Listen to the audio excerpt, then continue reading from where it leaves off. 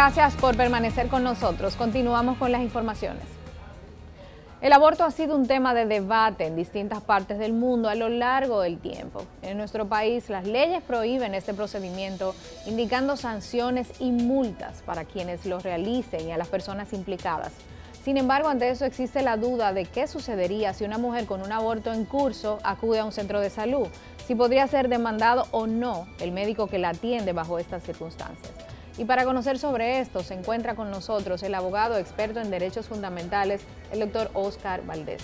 Bienvenido, Óscar. Gracias, Elaine, por invitarme a tu programa La Respuesta. Este tema es un tema controversial y muy discutido, precisamente porque el aborto está prohibido en todas sus causales. Háblanos de esto. En la República Dominicana, el Código Penal, en su artículo 317 y siguiente, establece que toda aquella persona que con brebaje, manipulación, se produzca o alguien le asista a producir un aborto, está sancionado penalmente, tanto con penas privativas de libertad como con multas.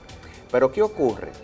La pregunta que me estás haciendo, Elaine, una mujer que llega a una consulta con un aborto en curso... O una emergencia también. O una emergencia, su vida está en peligro. Ajá. Llegó con un aborto en curso, el médico está en la obligación de atenderla.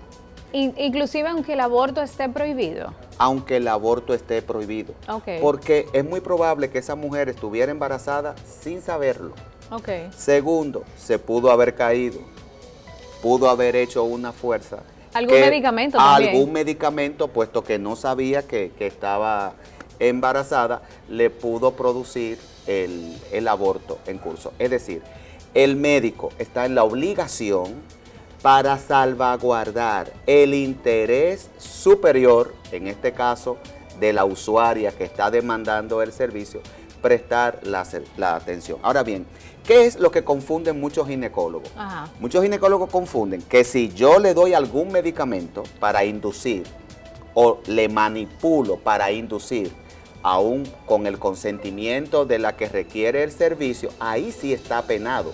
Pero si la mujer llega con su aborto en curso, llega con sangramiento, dolor pélvico, fiebre, él tiene que brindar la atención. Y no tiene que buscar, no tiene que informar a tiene que salvaguardar la privacidad y la integridad y la confidencialidad de esa usuaria de los servicios. Y legalmente, ¿cómo se puede discutir el tema de que un aborto es provocado y el otro es natural? Porque muchas van a decir, sí, pero entonces cualquiera puede ir a una emergencia y decir que fue natural. Mira, esa pregunta a mí me llama mucho la atención, porque da la situación que la única manera que el médico puede determinar que si la paciente se lo provocó, por ejemplo, en el caso de que me voy a reservar las marcas, Ajá. utiliza algún medicamento vía oral, ajá, o vía transvaginal para provocarlo, la única manera que tiene que darse cuenta es cuando mete para hacer el legrado, ajá,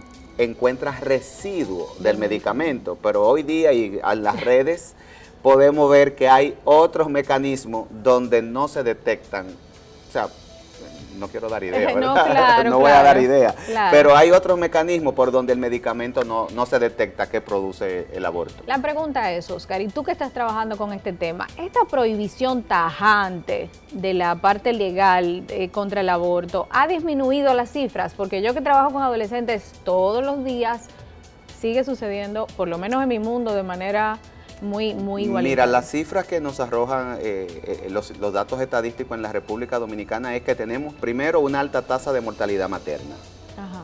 Y de esa alta tasa de mortalidad materna hay un alto índice de vinculación producida por abortos producidos en condiciones inseguras.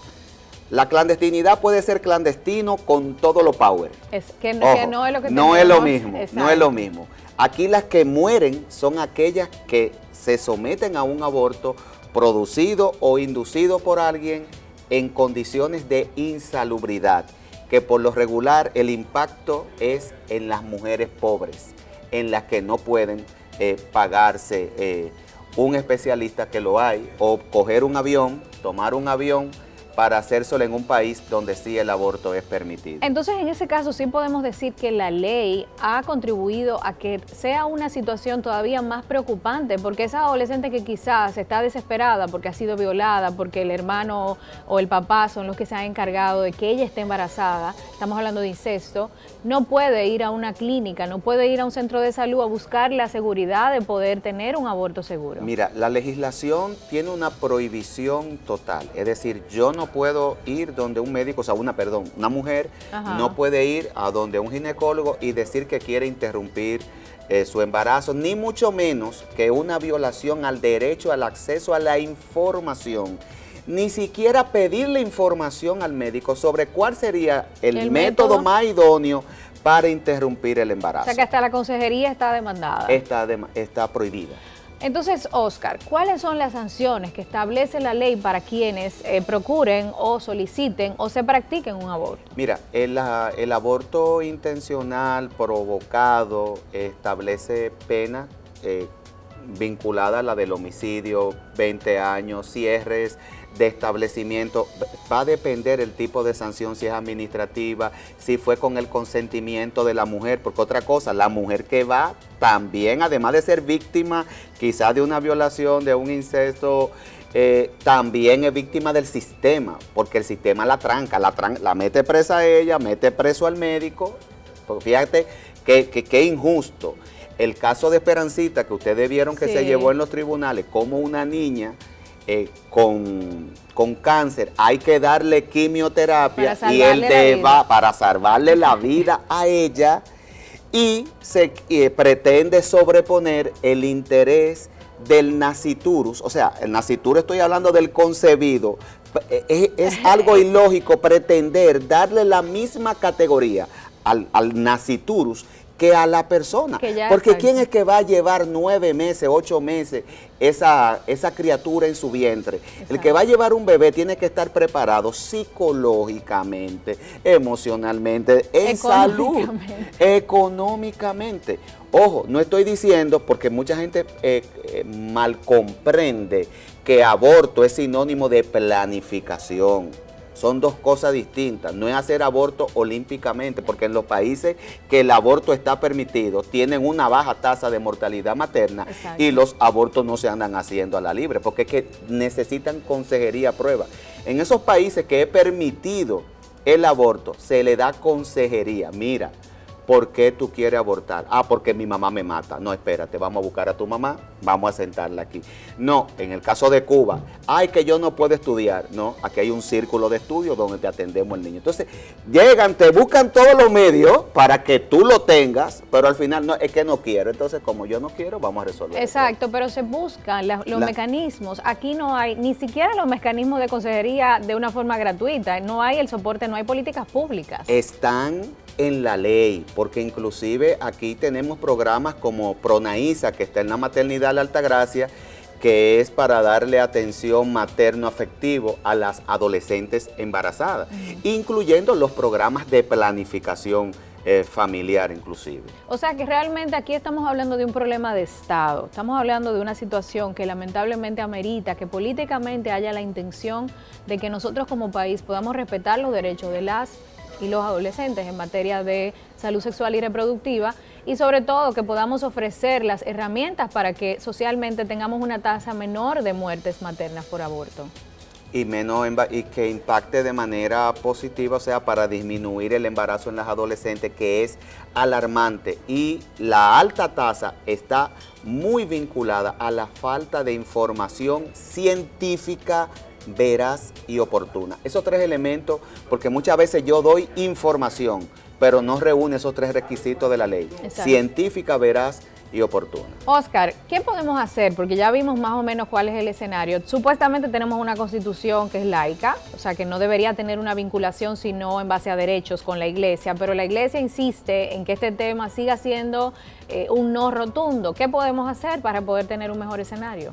Mira, el Estado tiene que desvincular los aspectos de la iglesia, lo que tiene que ver con la moral, se deja para la formación del hogar, la moral, porque la moral se construye parte en la sociedad, pero elementos esenciales se construyen en la casa. El Estado tiene que hacer esa desvinculación y que la educación sexual, en salud sexual y reproductiva, sea parte de un equipo de profesionales, tanto de la sexualidad como de la conducta, para que a través de la formación del estudiante, desde la primaria, preprimaria, bachillerato, hasta llegar a la universidad, en el lenguaje de cada una de esas etapas de la vida puedan recibir la información en salud sexual y reproductiva. O sea que tenemos mucho trabajo, tenemos que trabajar muy arduo para que podamos Sí, tener... si lo seguimos viendo desde el punto de vista de los religiosos, vamos a seguir con el cuento de Adán y Eva. Y de la cigüeña. Muchísimas gracias, Oscar, excelentes aportes, apreciamos mucho tu tiempo. Gracias a ti. Este tema y otros temas que se vinculan a derechos son temas que tenemos que seguir peleando, tenemos que seguir trabajando como sociedad para que podamos tener un resultado más positivo. Las cifras de embarazo adolescentes son cifras alarmantes, como país debería darnos vergüenza, y las cifras de abortos, de muertes maternas por chicas que mueren por abortos clandestinos, sigue impactando de una manera muy fuerte la sociedad dominicana. Para eso tenemos que unirnos, trabajar como país y sobre todo basarnos en derechos humanos y en la ciencia y dejar los prejuicios que son el cáncer mental que nos tiene tan atrasados. Con esto terminamos Respuestas y como siempre muy satisfecha, compartimos un contenido bastante informativo y sobre todo científico para que puedan tener una mejor salud sexual y reproductiva. Los invito a volvernos a encontrar en otra entrega. No se olviden de visitarnos en respuestas.com para que sigan aprendiendo más sobre educación sexual. Elaine Félix se despide cordialmente, invitándolos a que vuelvan a sintonizarnos aquí en CDN. Hasta la próxima.